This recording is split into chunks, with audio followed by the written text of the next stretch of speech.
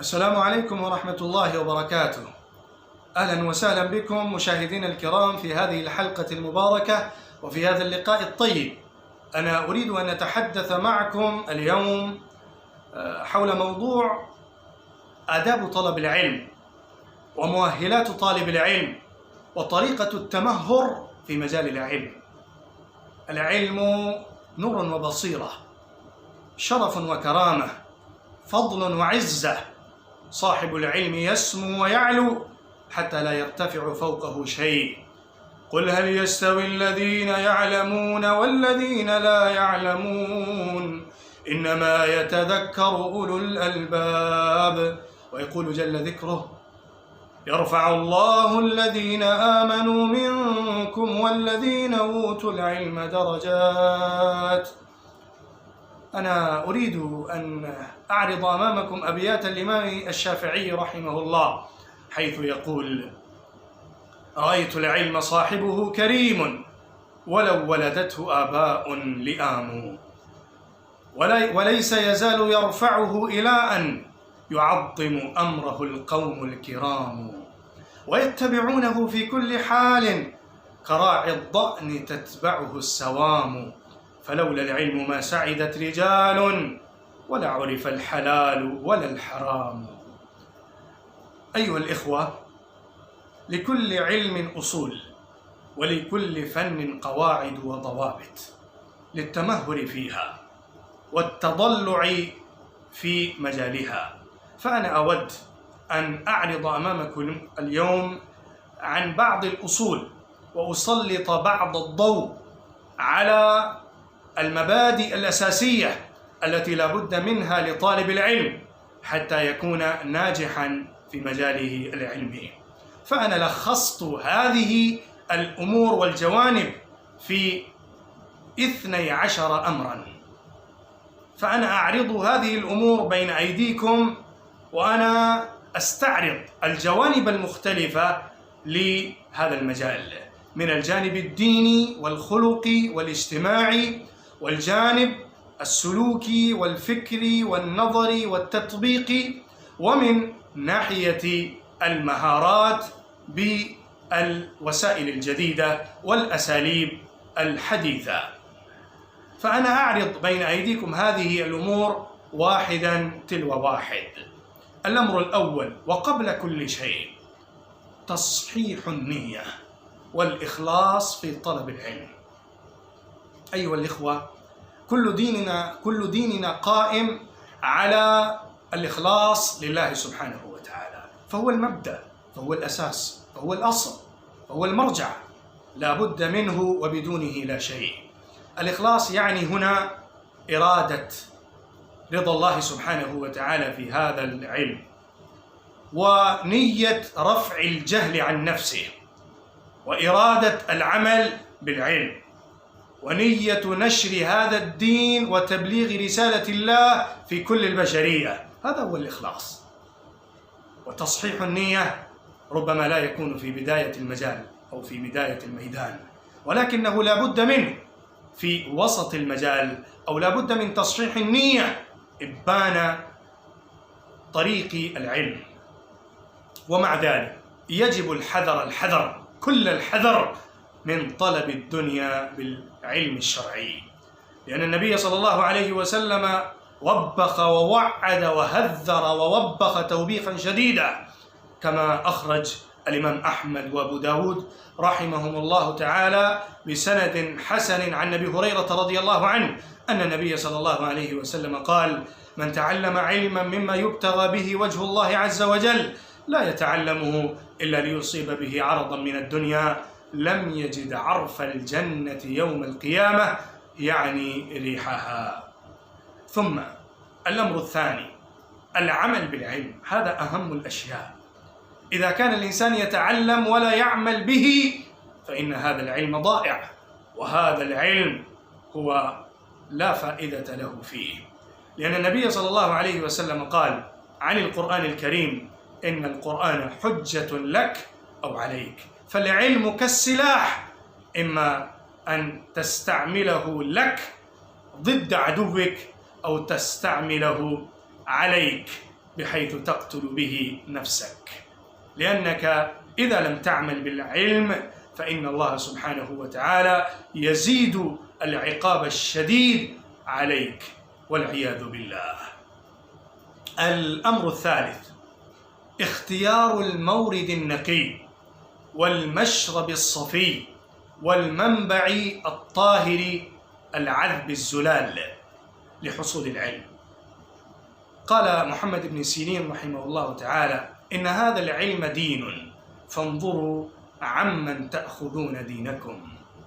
فاختيار الأساتذة الصالحين واختيار الصحبة للصالحين والأتقياء البررة الكرام، لأن الإنسان لا يتلقى العلم بمجرد الأقوال والعبارات، ولكنه يتلقى الأسلوب والمنهج والفكرة والرضية والطريقة والثقافة والحضارة والمدنية للمعلم، لأن هذه كلها من مؤثرات الأمور على طالب العلم. فلا بد من الاهتمام باختيار الأساتذة الصالحين واختيار صحبتهم وملازمتهم كثيرا حتى يتأهل الإنسان بمؤهلاتهم ويتلقى منهم العلم الوافر والفضل الكثير العظيم. الأمر الرابع: التواضع والتأدب للمعلم والصبر على جفوته. قد يكون المتعلم قاسيا في السلوك مع الطلاب، لكن على الطالب ألا يكون شقيا بالسلوك السيء معه، بل يكون متواضعا لين الجانب ويخفض جناحيه أمامه وله في كل وقت وحين. ربما لا يوافق رأيه أو لا يوافق مزاجه سلوكه، ولكنه يصبر، لأن الصبر منبع الخير وأساس كل فضل وشرف. والأمر الخامس: رحابة الصدر في مسائل الخلاف. هذا أمر مهم جدا أيها الإخوة أيها الطلاب. واحترام جميع العلماء والسلف الصالح.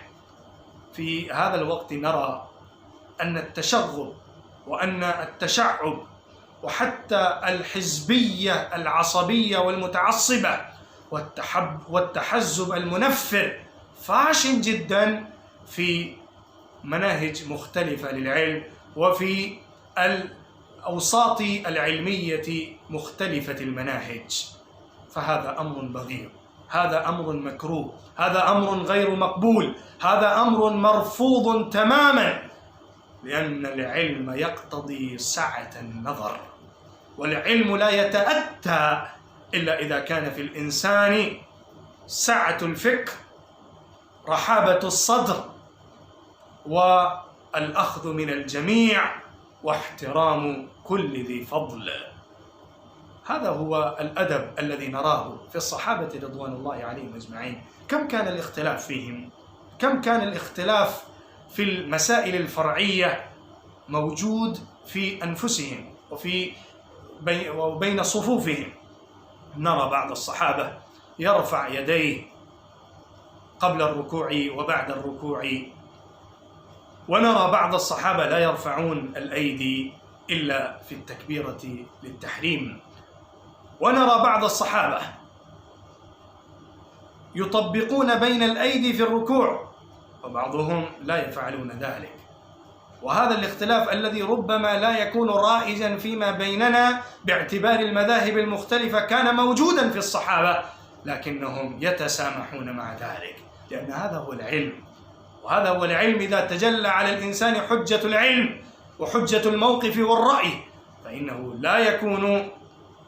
لا يكون مخالفا معارضا للآخر إلا بالعلم والحجة وبدون مكابدة وبدون الطعن في الآخر. إن الإمام أبا حنيفة رحمه الله إذا كان عظيما فإن الإمام الشافعي رحمه الله أيضا عظيم، والأئمة كلهم عظام، لا يناسب الطعن في أحد، لأن احترام الجميع واجب، ومن طعن إماما للانتساب إلى إمام، فإنه في الحقيقة غير منتسب إلى الإمام الذي يدعي الانتساب إليه، لأنه بريء منه كل البراءة. وهذا غير موقف الأئمة والعلماء الصالحين. فالاختلاف لازم وواقع، ولكن الحزبية البغيضة للاختلاف غير مقبول ومرفوض تماما.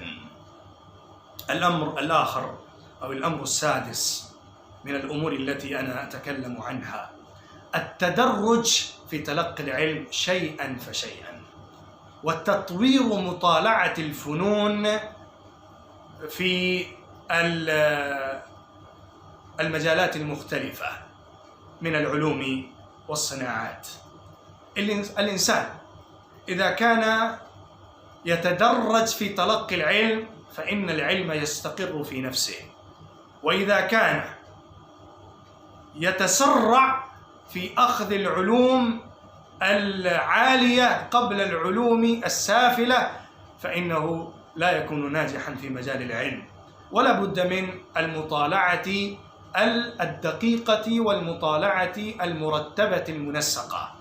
نرى بعض الطلبة يأخذون الكتب العالية في مبادئ علمهم وفي السنوات البدائية لهم في مجال العلم، وهذا ربما يسبب الضرر الشديد على فكر الطالب وثقافة الطالب، لأنه إما أن لا يتلقى العلم صحيحا من هذه المطالعة الغير اللائقة بمستواه وغير الموافقة بدرجته، وإما أنه يفهم خطأ وهذا الخطأ يستقر في فكره ويسبب ضررا في مزاجه وفي علمه طويلا.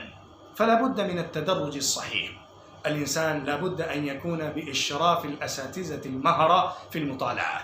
إذا كان يطالع المواد العلمية في الفنون المختلفة فيراجع المهرة في هذا الفن ويعرض أمامهم مستواه ويطلب منهم التدرج الصحيح والمراقبة من قبلهم للتدرج الصحيح في المطالعة للعلوم المختلفة. وهذا يكون أمرا مهما وسلما راقيا للترقي العلمي لطالب العلم، لأن الترقي لا يكون إلا من المبدأ إلى الغاية. إذا أنت تريد أن تصعد السطح فعليك أن ترتقي على الدرج والسلم واحدة تلو واحدة، وإلا تسقط ولا تصل إلى مرادك. ثم الأمر السابع الهمة العالية والحماس المتدفق والتحفيز الذاتي. لا بد من الهمة العالية في مجال العلم، وإلا لست سالك طريق العلم، لأن طريق العلم يقتضي الهمة العالية والحماس المتدفق لسبيل العلم. أكثر من المطالعة، أكثر من تلقي العلم، أكثر من الأخذ بمناهج العلم المختلفة، ولا تكتفي على بعض المعلومات البسيطة، أو لا تقتصر همتك على مطالعة بعض الكتب المبدئية في العلم والفن. عليك أن تصل إلى منتهى العلم بكل همة وبكل قوة وبكل شجاعة وبكل جراءة وبكل مهارة، وذلك لا يحصل إلا إذا حملت بين طيات صدرك الهمة العالية والحماس المتدفق الفائق والتحفيز الذاتي النفسي من قبل نفسك. ثم الأمر الثامن الثقة بالنفس. طالب العلم لا يكون ماهرا في أي علم من العلوم إلا إذا كان واثقا بنفسه، غير خاجل ولا مستحي ولا مستكبر. يثق بنفسه ولكن لا يتكبر، يثق بنفسه ولكن يتواضع، يثق بنفسه ولكن لا يستحي، يثق بنفسه، ولكن يأخذ من كل الأطراف للعلم بكل إحاطة وبكل جمال. فالثقة بالنفس مهمة جدا لطالب العلم. وقصدي بهذا الأمر الثقة بالنفس مع الهمة يجب أن يكون على نفسه الاعتماد، أن يعتمد على نفسه ويثق بمعلوماته ويعرض بكل همة وبكل قوة وجراءة ولا يكون خجلان. ثم الأمر التاسع بعد الثقة بالنفس التثبت والثبات. التثبت يعني إذا أنت سالك طريق العلم فعليك ألا تقول شيئا إلا على حجة وبرهان ودليل. فالتثبت في المسائل، إذا أنت تتكلم مع أحد وتعرض معلومات أو مسائل علمية أو مسائل فقهية، فعليك أن تتحقق كل التحقق من هذه المسألة، وعليك أن تتثبت فيما تقول ثم تعرض بعد ذلك، لأن الجاهل يعرض كل ما سمع ولا يحقق ولا يتثبت فيما يقول. فالعالم الصحيح وطالب العلم الناجح هو الذي يتثبت في كل ما يقول وفي كل ما يعرض من المسائل الفقهية ومن الكلمات العلمية. وكذلك الثبات على العلم والصبر على العلم، فإنه يثبت ويستقر على جادة الحق ويثبت في طريق العلم وسبيل المعرفة، لأن طريق العلم ليس بيسير وليس بسهل ميسور. فطالب العلم يجب عليه وينبغي له أن يكون ثابتا مستقيما على طريق الحق وطريق العلم. ثم الأمر العاشر التنويع في أساليب الطلب من مختلف الأساتذة ومختلفة المناهج. لا تتعلم العلم من أستاذ واحد، بل وسع أساليب العلم عندك بالانتهال من مناهل العلماء المختلفين المهرة في الفنون المتعددة أو في فن واحد من العلماء المختلفين، وكذلك من مختلفة المناهج العلمية الرائجة. لا تعتكف على أسلوب واحد من الأساليب لبعض العلماء أو لبعض المناهج العلمية الرائجة، بل عليك أن تأخذ بكل المناهج المختلفة ومن الأساتذة المختلفين، لأن هذا ينفعك في سعة فكرك وفي ضخامة وفخامة ثقافتك وتمهرك في العلم، لأن العلم يستقر بالتنوع. فإذا تنوعت عندك مناهج وأساليب الأساتذة المختلفين فإن العلم يتوسع عندك ويترسخ في قلبك وصدرك وتكون ماهرا في هذا. ومع ذلك الأمر 11 هو الابتكار وعدم التقليد تكلفا أو المحاكاة تكلفا. عليك بالابتكار عندك، عليك أن تأتي بنفسك بما يكون جديدا للآخرين، لا تكون نقالة فقط ولا تكون مقتبسا من أسلوب ومنهج الآخرين، ولا تكون محاكيا لأسلوب الآخر بالتكلف. ربما يكون عندك انسجام طبيعي وموافقة فطرية مع أحد من الكبار صاحب الأسلوب الرائج المعروف، فلا بأس بهذه الموافقة الطبيعية، ولكن تكلفا إذا أنت تحاكي أحدا من الخطباء أو من الكتاب فإنك في الحقيقة تضيع موهبتك، وأنت في الحقيقة تنسى نفسك وتهدم مستقبلك، لأنك بهذه المحاكاة لا تستطيع